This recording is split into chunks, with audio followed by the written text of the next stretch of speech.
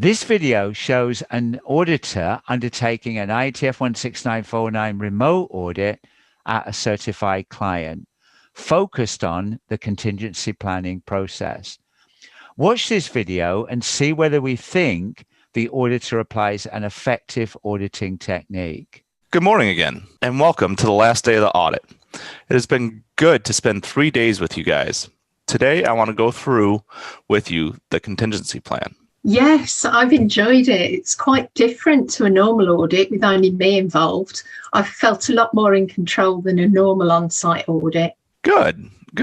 So can I see your contingency plan procedure?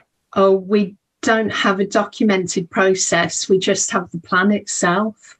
Okay, so that's a small problem. The IATF 16949 standard requires a documented process. But anyway, can you show me the contingency plan? Yes, here it is. That looks good. It's in a much better template. I'm glad you're using the template I gave you on the last audit. Can you take me through this plan in order? Key equipment failures, interruption from externally provided products, processes, and services, requiring natural disaster, fire, utility interruptions, cyber attacks on information technology systems, labor shortages, or infrastructure disruptions. Yes, I'll walk you through it in that order, but that isn't how our contingency plan is structured. Okay, well, I suggest by the next visit you restructure it to make it easier for me to review. So finally, let's look at the infrastructure disruptions. Have there been any?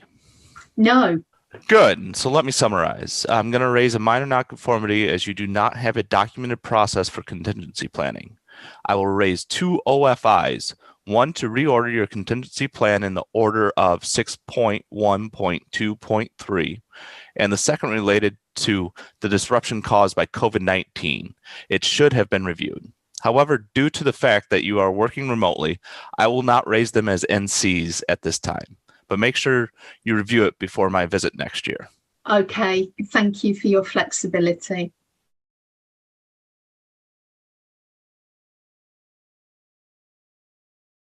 When planning any remote audit, it is essential that the auditor ensures that the relevant process owners are available for the relevant time planned in the audit plan.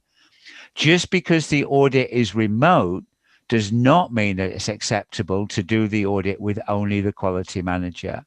The auditor incorrectly states that there needed to be a documented process for contingency plan, and this is clearly not an IATF requirement. Next, the auditor did not apply the automotive process approach to auditing, instead insisting on reviewing the contingency plan in the order stated in the IATF requirement 6.1.2.3 and took over 1 hour to do the review. The auditor questioning style was poor, asking many closed audit questions. Finally, the opportunity for improvement that the auditor stated do not meet the IATF definition. The first OFI is deemed to be consultancy, and the second opportunity for improvement should be a nonconformity, as it is a IATF requirement at minimum to review the contingency plan annually. The disruption caused by COVID-19 is not a valid excuse to not write a nonconformity when an IATF requirement has not been met. Even though this audit was done remotely, the following should be applied. When planning and undertaking remote audits, it's essential that the audit of the organization's process is undertaken with the relevant process owner. Auditors should not invent requirements that are not included in the documented IATF 16949 requirements. When auditing the contingency plan process, auditors should start with reviewing by the relevant performance data, in particular the delivery performance, and not just start by auditing the documents.